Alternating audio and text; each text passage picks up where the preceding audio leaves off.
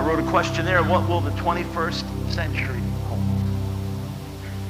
Maybe there'll be a time all over North America, and with people, teams sent out from here all over the world, maybe there'll be a time of people preaching radical messages and living radical lives filled with radical power, making a radical impact, blazing with fire and setting people and cities and nations on fire. Maybe it'll be different. It's a strange sight when you see one of these gorgeous cathedrals and it just can seat 150 or 200 people. You think, what in the world is it for?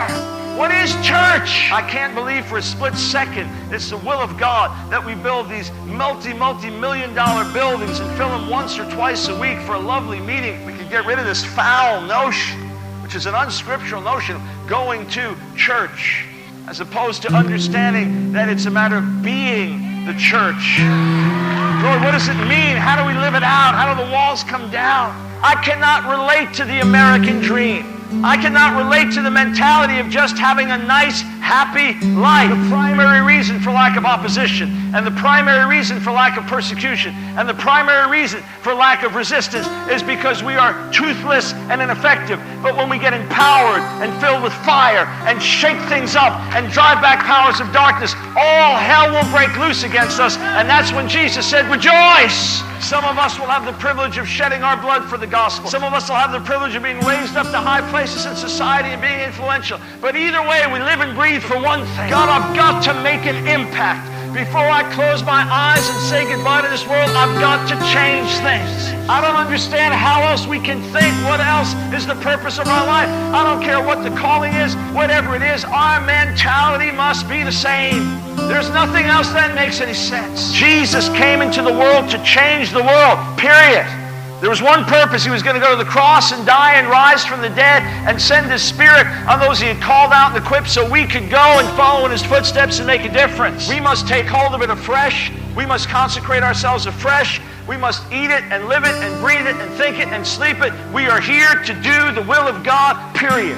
We are here to make a difference, period. And everything else is secondary. Whatever God gives us in this world is so that we can go and set the world on fire. Jesus, the revolutionary who came to overthrow the status quo and set up the kingdom of God and drive back the powers of darkness, and said, leave everything and follow me. All over America, with thousands and thousands of young people gathering together. Some may be planned for a few hours, will last a few days. Some may be planned for a night, will last a week. God just coming. People worshiping and seeking His face and called right then and there to leave everything and go out and train and get on the field. We've been born for this hour. We've been made for it. On to Calvary. On to death for the world. Let us not refuse the smiters. No halting. No rest. On, suffering, sorrowing, weeping, dying for God and men, till the hosts of hell fly from their last defense, and we march on over a burning world into everlasting glory. Jesus, the revolutionary who came to overthrow the status quo and set up the kingdom of God and drive back the powers of darkness. Everything in us that's of man, that's not planted of heaven, root it out. Some of us will have the privilege of shedding our blood for the gospel. There's nothing else that makes any sense. God, I've got to make an impact. Before I close my eyes and say goodbye to this world, I've got to change things.